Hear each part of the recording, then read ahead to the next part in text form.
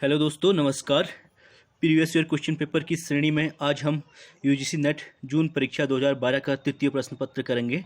इससे पहले 2006 से 11 तक हम कंप्लीट कर चुके हैं। चलिए स्टार्ट करते हैं। आज का पहला क्वेश्चन, निम्नलिखित में से कौन सा अभिकथन सत्य नहीं है? तो इसका आंसर हो जाएगा बी, उत्तर व्यवहारवादी राजनीतिक सिद्धांत सजाति केंद्रित होता है। यह सजाति केंद्रित नहीं होता है। ठीक है, इसका आंसर बी। नेक्स्ट क्वेश्चन की बात करेंगे, सकारात्मक उदारवाद का निम्नलिखित में से किसमें विश्वास नहीं है? तो सकारात्मक जो उदारवाद है उसका विश्वास जो है लघु यानी मिनिमल राज्य में नहीं है। अगले क्वेश्चन की बात करेंगे, आप इसका एक्सप्लेनेशन जो है नीचे देख सकते हैं। सकारात्मक उदारवाद की प्रमुख विशेषताएं जो है, राज्य एक नैतिक एवं कल्याणकारी संस्था है, छोटे राज्य में विश्वास है और इसके प्रमुख समर्थक जे.एस. मिल, टी.एच. ग्रीन और लास्की एवं टोनी हैं। अगले क्वेश्चन की बात करेंगे, रॉल्स की न्याय की संकल्पना किस पर आधारित है? तो रॉल्स की न्याय की संकल्पना जो है अंतर सिद्धांत पर आधारित है। अगले क्वेश्चन की बात करेंगे, विचारधारा शब्द का प्रयोग सर्वप्रथम किस वर्ष में किया गया था? यानी आइडियोलॉजी शब्द का प्रयोग जो है सबसे पहले 1797 यानी डी 1797 में एक फ्रेंच सिद्धांतवेत्ता डेस्टूट डी ट्रेसी के द्वारा किया गया था। नेक्स्ट क्वेश्चन है, साम्यवाद को एशियाटिक फॉर्म में किसने अनुकूलित किया? तो साम्यवाद को एशियाटिक फॉर्म में अनुकूलित करने का श्रेय माओ त्से तुंग को दिया जाता है। तो इसका आंसर बी हो जाएगा। अगले क्वेश्चन की बात करेंगे, यह कथन है कि संरचनात्मक कार्यात्मक विश्लेषण परिवर्तन में दुर्बल था, सामाजिक प्रक्रिया विश्लेषण राजनीति में और सिद्धांत में तुलनात्मक इतिहास दृष्टिकोण दुर्बल था। तो ये आंसर हो जाएगा इसका ए, हंटिंगटन। नेक्स्ट क्वेश्चन है, निम्नलिखित में से किसने मार्क्सवाद के वैकल्पिक दृष्टिकोण के रूप में कार्यात्मकवाद की व्याख्या की है? तो कार्यात्मकवाद की व्याख्या जो है W.C. रुंसीमैन के द्वारा की गई है। इसका आंसर सी हो जाएगा। नेक्स्ट क्वेश्चन की बात करेंगे, निम्नलिखित में से किसने मानवीय व्यवहार को अनिवार्य इंजीनियरी आमुखीकरण देने का प्रयास किया है? तो इसका आंसर सी यानी संप्रेषण सिद्धांत ने। निम्नलिखित में से कौन सा उदारीकरण का तत्व नहीं है? तो उदारीकरण का जो तत्व जो है स्टेटिसेशन नहीं होगा। ठीक है, ये तीनों उदारीकरण के तत्व हैं। नेक्स्ट क्वेश्चन की बात करेंगे, सूची 1 को सूची 2 से मिलाने की बात कर रहा है। इसमें देखिए, Samuel P Huntington clash of civilisation की बात करते हैं, जोसेफ नाई सॉफ्ट पावर की बात करते हैं, सुजैन स्टैंड जो है रिट्रीट ऑफ द स्टेट की बात करते हैं और इमैनुअल वॉलस्टीन वर्ल्ड सिस्टम की बात करते हैं। नेक्स्ट क्वेश्चन है राजनीतिक दार्शनिक से, मार्क्स निम्नलिखित में से किसको नहीं मानते हैं? तो मार्क्स मानव चेतना सामाजिक अस्तित्व का निर्धारण करती है, इसको नहीं मानते हैं। इसका आंसर ए हो जाएगा। नेक्स्ट क्वेश्चन की बात करेंगे, सत्यवीर की कथा जिसका अनुवाद गांधी जी द्वारा गुजराती में किया गया था वह निम्नलिखित में से किससे संबंधित है? तो इसका आंसर हो जाएगा डायलॉग्स ऑफ प्लेटो से संबंधित है यानी बी। निम्नलिखित में से कौन सा कथन सत्य है? तो प्लेटो का न्याय विधिक संकल्पना है, न्याय के लिए ग्रीक शब्द डियाक्सून है। तो न्याय के लिए ग्रीक शब्द डियाक्सून का प्रयोग किया गया था। तो इसका आंसर जो है बी हो जाएगा। स्टेट ऑफ नेचर पर लॉक का विचार क्या है? तो स्टेट ऑफ नेचर पर लॉक का जो विचार है पूर्व राजनीतिक विचार है यानी वी। अगले क्वेश्चन की बात करेंगे, निम्नलिखित में से कौन सा अभिकथन सत्य है? तो दो प्रिंस राजाओं की गुणताओं से संबंधित है, द डिस्कोर्स में नागरिकों की मांगों पर अपेक्षाकृत अधिक बल दिया गया है। तो इसका आंसर हो जाएगा सी। आप चाहें तो इसका एक्सप्लेनेशन रीड कर सकते हैं। ठीक है, तो प्रिंस मैकियावेली की है और 18वें अध्याय में उल्लेख किया गया इसका। अगला क्वेश्चन है, यह किसने कहा है कि मानव स्वभाव सामाजिक संबंधों की समष्टि है? तो M.N. रॉय ने कहा था मानव स्वभाव सामाजिक संबंधों की समष्टि है। अरबिंदो मुख्यतः किसके लिए विख्यात हैं? तो अरबिंदो लाइफ डिवाइन के लिए विख्यात हैं यानी सी इसका आंसर हो जाएगा। नेक्स्ट क्वेश्चन की बात करेंगे, देखिए स्टेट अभिकथन और कारण दिया गया है। प्लेटो का न्याय सही कार्य करने की प्रवृत्ति का प्रतिपादन करता है, अन्याय झेलने से अच्छा है अन्याय करना। तो इसका आंसर हो जाएगा सी, यानी ए सत्य है परंतु आर क्या है, असत्य है। फिर लेखक और कुछ पुस्तक दी गई है। फ्रेडरिक हेयक ने द रोड टू सर्फ, टोड यहाँ पर रॉन्ग लिखा है, ठीक है, रोड टू सर्फडम है। फ्रेडरिक हेयक की जो बुक है road to serfdom. John Rawls का है theory of justice. Amartya Sen की बात करें तो न्याय का विचार दिया था उन्होंने, और अरस्तु की बात करें तो पॉलिटिक्स अरस्तु की हो जाएगी। नेक्स्ट क्वेश्चन की बात करें, अरस्तु के कार्योत्पादन सिद्धांत में निम्नलिखित का सही अनुक्रम किया है? तो इसका आंसर डी हो जाएगा। सबसे पहले भौतिक कारण की बात करते हैं, फिर निमित्त कारण की बात करते हैं, औपचारिक कारण की बात करते हैं, और अंतिम कारण जो है इसका फाइनल हो जाएगा। अगले क्वेश्चन की बात करेंगे तुलनात्मक राजनीति से। निम्नलिखित में से कौन से दृष्टिकोण सिद्धांत से सर्वप्रथम लोकतंत्र और समाजवाद की समीक्षा आरंभ की गई? तो इसका आंसर हो जाएगा एलाइट का सिद्धांत से की गई थी, ए। नेक्स्ट क्वेश्चन है, निम्नलिखित में से किसने गैर प्रतियोगी पार्टी प्रणाली को एक दल समतावादी तथा बहुदल, एक दल बहुवादी और एक दल सत्ताधारी में विभाजित किया? तो इसका आंसर है पेलुम्बरा और मायरन वीनर के द्वारा, ला पेलुम्बरा और मायरन वीनर के द्वारा ये किया गया था। इसका आंसर बी। नेक्स्ट क्वेश्चन है, निम्नलिखित में से किस प्रकार की सरकार में सरकारें विधानमंडल के अनिवार्य भाग के रूप में द्वितीय सदन होती हैं?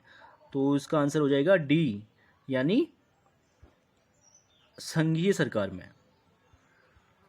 अगले क्वेश्चन की बात करेंगे, सूची 1 को सूची 2 से मिलाने की बात कर रहा है। संसदीय संघीय रिपब्लिक का संबंध किससे है? भारत से, ठीक है।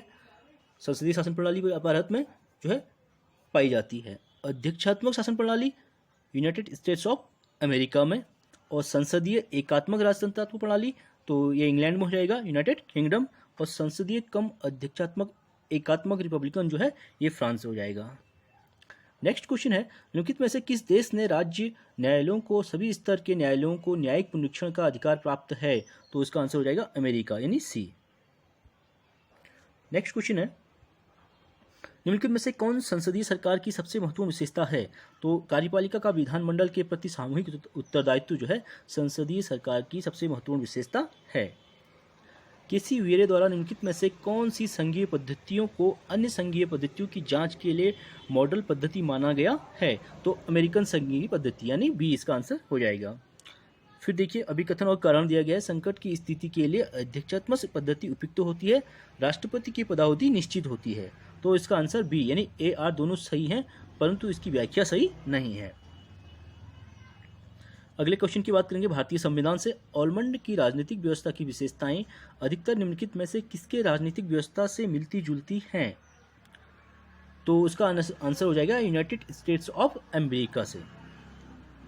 नेक्स्ट क्वेश्चन है, निम्नलिखित में से कौन राजनीतिक संगठनों के संस्थानीकरण और प्रक्रियाओं के साथ राजनीतिक विकास का संबंध मानते हैं? एसपी हंटिंगटन, यानी ए इसका आंसर हो जाएगा।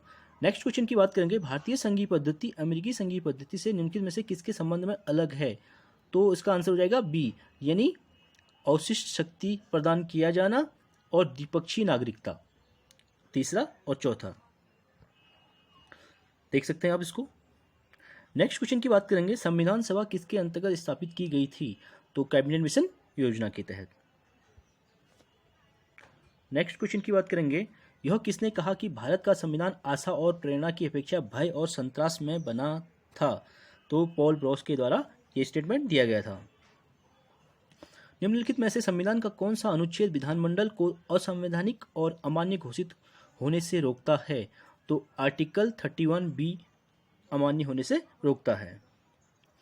अनुच्छेद 31B विधानमंडल को असंवैधानिक और अमान्य घोषित होने से रोकता है। अनुच्छेद 31B को प्रथम संविधान संशोधन 1951 के द्वारा संविधान में जोड़ा गया था। अगले क्वेश्चन की बात करेंगे, भारतीय संविधान में निम्नलिखित में से कौन से संशोधन में शिक्षा के अधिकार को मौलिक अधिकार बनाया गया था? तो इसमें सभी रॉन्ग हैं, ठीक है, क्योंकि इसमें देखिए इसका एक्सप्लेनेशन रीड करते हैं। 86वें संविधान संशोधन अधिनियम 2002 के अंतर्गत यह घोषणा की गई है कि राज्य 6 से 14 वर्ष तक की उम्र के बच्चों को निःशुल्क एवं अनिवार्य शिक्षा उपलब्ध कराएगा। तो 86वें संविधान संशोधन 2002 के द्वारा संविधान में अनुच्छेद 21A जोड़ा गया। अगले क्वेश्चन की बात करेंगे, निम्नलिखित में से कौन सा अभिकथन सत्य नहीं है? तो इसका आंसर डी हो जाएगा। आपात स्थिति की दूसरी और तीसरी उद्घोषणाएं 1978 में निरस्त की गई थी। तो ये रॉन्ग हो जाएगा। ठीक है, आपात स्थिति की प्रथम उद्घोषणा 1962 में की गई थी, आपात स्थिति की दूसरी उद्घोषणा 1971 में की गई थी और आपात स्थिति की तीसरी उद्घोषणा 1975 में की गई थी। दूसरी और तीसरी उद्घोषणाओं को मार्च 1970 में निरस्त किया गया था। अगले क्वेश्चन की बात करेंगे। केंद्र और राज्यों के बीच विवाद पर निर्णय के लिए भारत के सर्वोच्च न्यायालय की शक्तियां निम्नलिखित में से किसके अंतर्गत आती हैं? तो मूल क्षेत्राधिकार यानी सी इसके अंतर्गत आंसर हो जाएगा।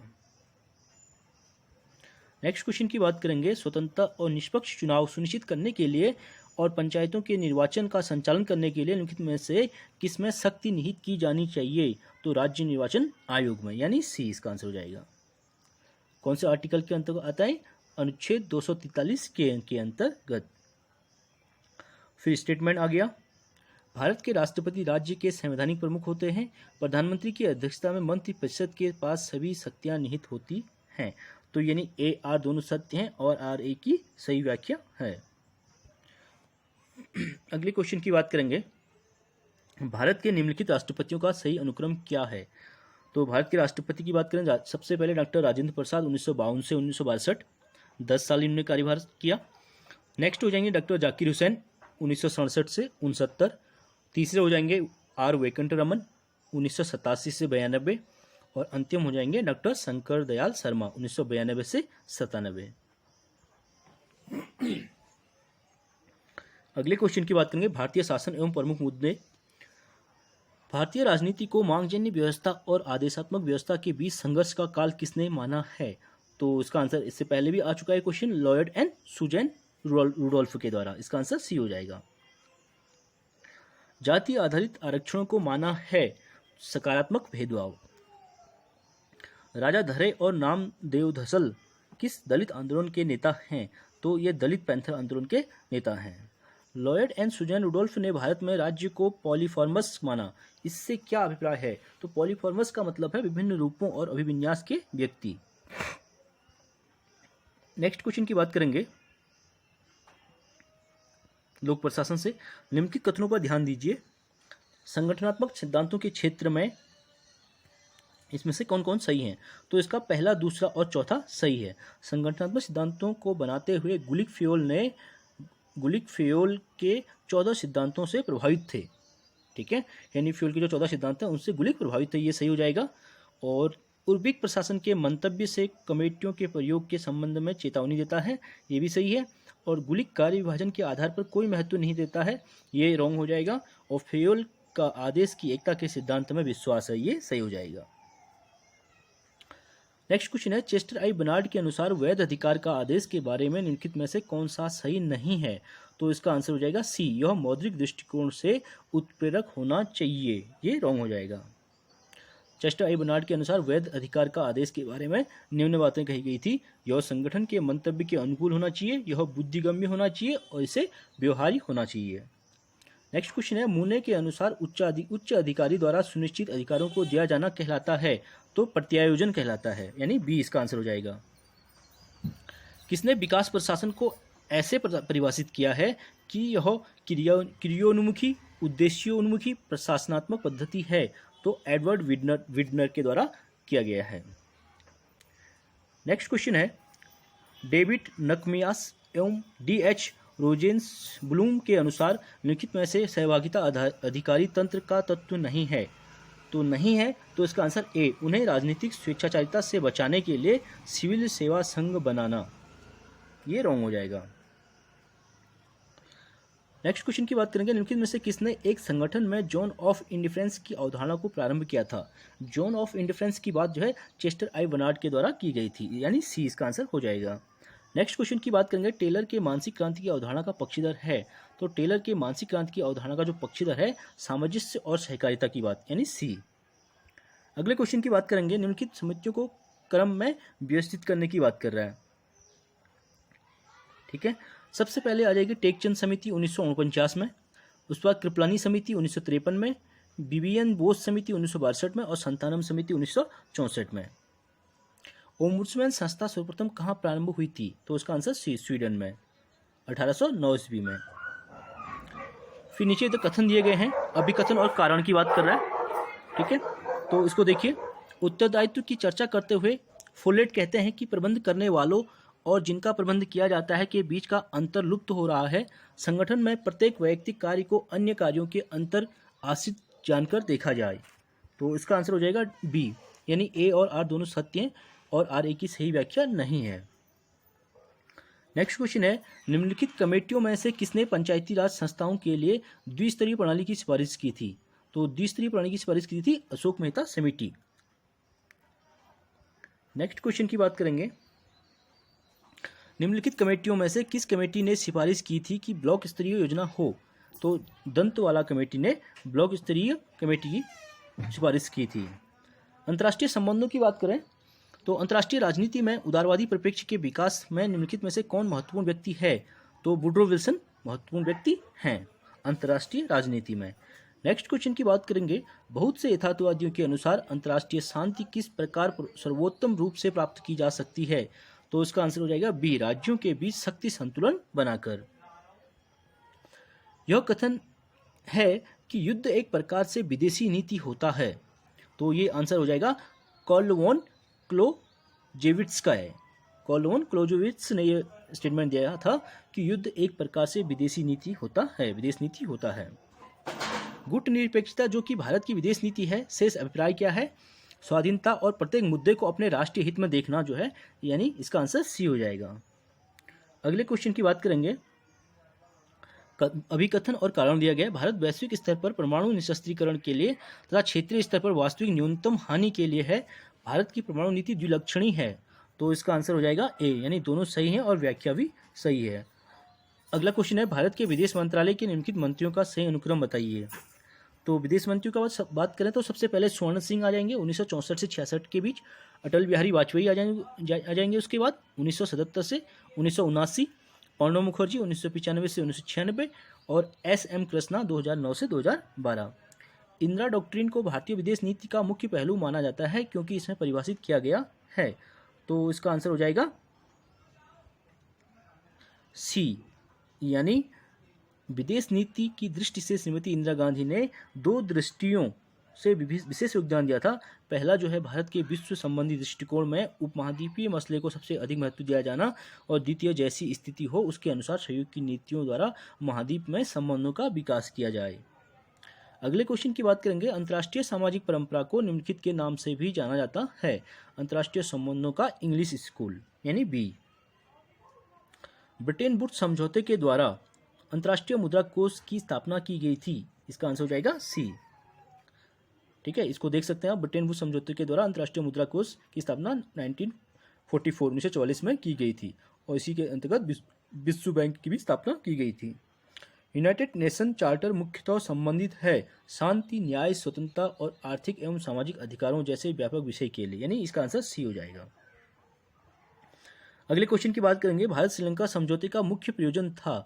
तो भारत श्रीलंका का जो मुख्य प्रयोजन था, सिंहाली और तमिलों के बीच सजातीय विषयक संघर्ष समाप्त करना 1982 और 2003 के बीच। ठीक है, भारत श्रीलंका संबंधों को प्रभावित करने वाला मुख्य मुद्दा श्रीलंका का तमिल अल्पसंख्यक समुदाय है। नेक्स्ट क्वेश्चन है, Asia Pacific economic cooperation forum उपयुक्त सभी सत्य हैं। तो क्षेत्रीय समूह के प्रति अपेक्षाकृत सामान्य प्रवृत्ति का भाग है, विश्व के आधे से अधिक जीडीपी इनके पास है और सदस्य राज्य हैं जिसमें सत्तावादी शासन तथा लोकतांत्रिक शामिल हैं, यानी ए बी सी तीनों सही हो जाएंगे इसके। वर्तमान में इसके सदस्य देशों की संख्या 12 देश हैं। नेक्स्ट क्वेश्चन की बात करेंगे, शीत युद्ध कोल्ड वॉर के प्रति यूएस दृष्टिकोण मूल रूप से किसमें स्पष्ट किया गया है? तो ट्रूमैन डॉक्ट्रिन में कोल्ड वॉर के बारे में स्पष्ट किया गया है। नेक्स्ट क्वेश्चन की बात करेंगे, निम्नलिखित में से किस पुस्तक में भारत की राजनीति पर अध्याय है? तो भारत की राजनीति में जो अध्याय है कॉम्परेटिव पॉलिटिक्स टुडे में। ठीक है, ये किसके द्वारा लिखी गई थी? ऑलमंड एवं पावेल की पुस्तक है। Politics economy of development in India पुस्तक के लेखक कौन हैं? तो प्रणव वर्धन इसके लेखक हैं। इसका आंसर सी हो जाएगा। नेक्स्ट क्वेश्चन की बात करेंगे, सूची 1 को सूची 2 से मिलाने की बात कर रहा है। देखिए, सबसे पहले मुस्लिम लीग का उद्गम 1906 में, लखनऊ समझौता 1916 में हुआ था, मोतीलाल नेहरू रिपोर्ट 1928 में और मोहम्मद अली जिन्ना द्वारा प्रवर्तित द्विराष्ट्र सिद्धांत 1940 में दिया था।